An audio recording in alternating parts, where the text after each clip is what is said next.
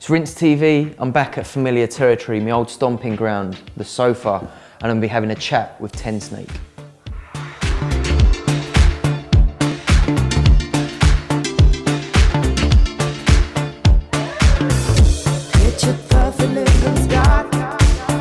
Right, here we are once again. Tensnake, thank you very much for passing through. So I just wanted to sort of kick off the interview, talk about your background. You're born in Hamburg. Mm-hmm. What sort of music were you listening to as a young man? Well, my first contact with music was through the record collection of my older brother, and I think it was the sound of back then. He's 10 years older, so it was like mainly funk and boogie and disco stuff. So later on, I was listening to everything from 90s hip hop to punk, whatever, yeah. You know, like. Why do you think it was that Hamburg sort of teetered more towards the house edge of electronic dance music as opposed to techno as the rest of Germany? Hamburg was always house, and now we have labels. I mean, Dire Records, for example, has been there for ages, and now Dynamic as well. Mm-hmm. It's Solomon's label. Yeah. There's a lot of house coming from that city. I don't know why. There must be something in the water. Definitely, yeah. So what sort of styles were you started out making at that time? Freestyle.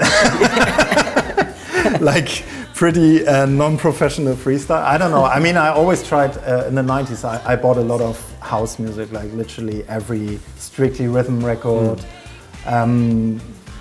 Yeah, like you said, I love the Chicago sound a lot, Detroit a little bit. So I really tried to replay the sound, and I didn't really know that they were basically sampling all the disco stuff. And I think that really influenced the way I produce today, because I prefer to play everything on my own rather than using samples. Yeah, cool. So around about 2005, you started your own label. Do you want to talk us through the process of setting that up and the ideas behind it?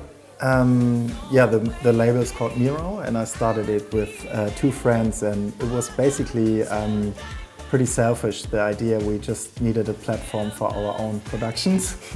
So yeah, where we had a little studio. It was in a like apartment, and the neighbor he was like an old dude, and he was pretty deaf, and we were pretty loud. So he made it possible that we could, you know, work there and all that stuff. So his name was Miro, so we called the label after him.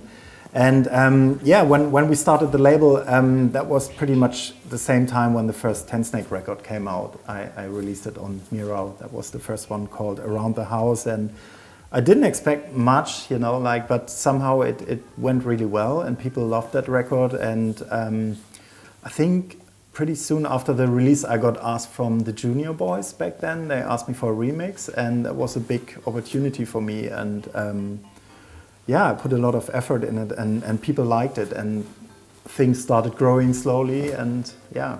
So if we fast forward on a little bit from then to like up to 2010 when you released Coma Cat, mm-hmm. and like that went huge for you. Like, did you feel that was like a turning point in your career as well? Yeah, absolutely. I mean, it wasn't like from one day to the other. I released it first on a label called Permanent Vacation, mm-hmm. from Germany, Munich, and later it got picked up from Defected, and they made it really huge, and it became like an anthem in Ibiza. I had to get used to it a little bit, because back then I played a whole different sound, and more suitable for underground basement clubs, and suddenly you're in Ibiza, you know, and like big room. Yeah. But yeah, it was a learning curve, but I enjoyed it, and it's amazing. I mean, I'm here now, you know, it's great. You've got an album ready to drop, and you've been working with loads of artists like MNEK, Fiora. Mm-hmm. What can we expect from the album? What's going to come from that?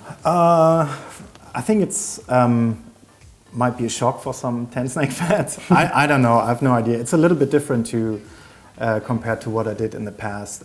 It's way more song based. It's like way more pop music, I would say, compared to what I did in the past. And I was exploring a little bit my songwriter skills, or whatever, however you want to call that. And yeah, it's my definition of pop in a way, underground pop, if that makes sense, or indie pop, or however you want to call it.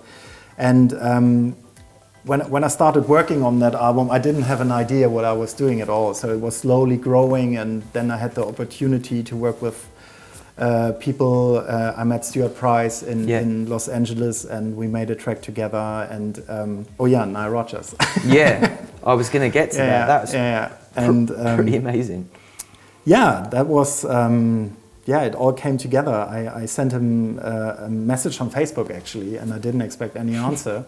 And after 10 minutes, I had a message back from Nile Rodgers. I was like, really? What's that? And it was funny back then. He was reaching out to producers through his management, and he was like, I actually know your stuff. I was like, wow, didn't expect that. Yeah, we made 2 songs together on the album, and one of the songs is the single Love Sublime coming out now.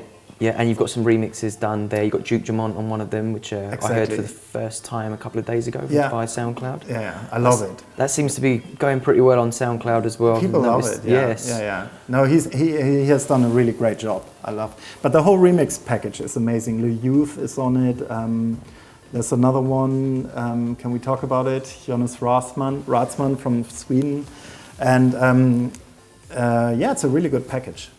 So that drops March, if I'm not I think mistaken. 5th of March or something like that. And I think you mentioned earlier before about it being like a songwriting album as well. And I think the first sort of glimpse that we got was the track 58 BPM, which was completely. How did your fans take to like just how different that track was? How unexpected was that? I mean, I didn't. First, we released it on vinyl only, like on a wide label. We didn't promote it even. We just pushed it out, and I was waiting for some reactions.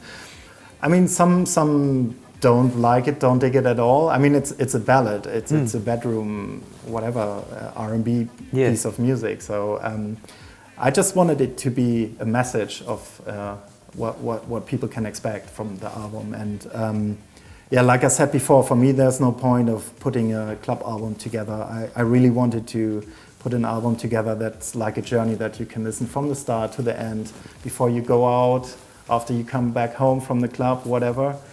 And also I wanted to get the feel of back in the days when people were still buying vinyl or CDs. You know, you bought the album because of one song, you know, but you had to buy the whole album, and then after a while you discovered other songs and you started to love the whole album, and that was the whole idea. Nice. So apart from the album dropping, what else has you got in store for 2014? Festival season is coming at some point. I'm going to LA for 3 months. I'm moving there, escaping the weather here. Nice, yeah, I did that this time last year. I was out there, yeah, it was... So you know how it is. Yeah, nice to get away from the weather. Yeah. But we've just experienced ourselves outside as well. Yeah, exactly. No, I'm looking forward to that. I want to dive a little bit into the producer scene if it's possible, and just tour the US a little bit. I've never been to South America. I think that's coming up this year, and then Ibiza season at some point. Cool, that is going to be a busy one for you, without a doubt. Well, I'm looking forward. I think the album is one thing and the DJing thing is another thing. So I'm very happy at the moment. I try to balance. Yeah. Nice. Well, thanks very much for your time, and thank you. Good luck with the album and everything that you've got in store for 2014. Cheers. Big up. Thank you. Thank you. Cheers. Nice.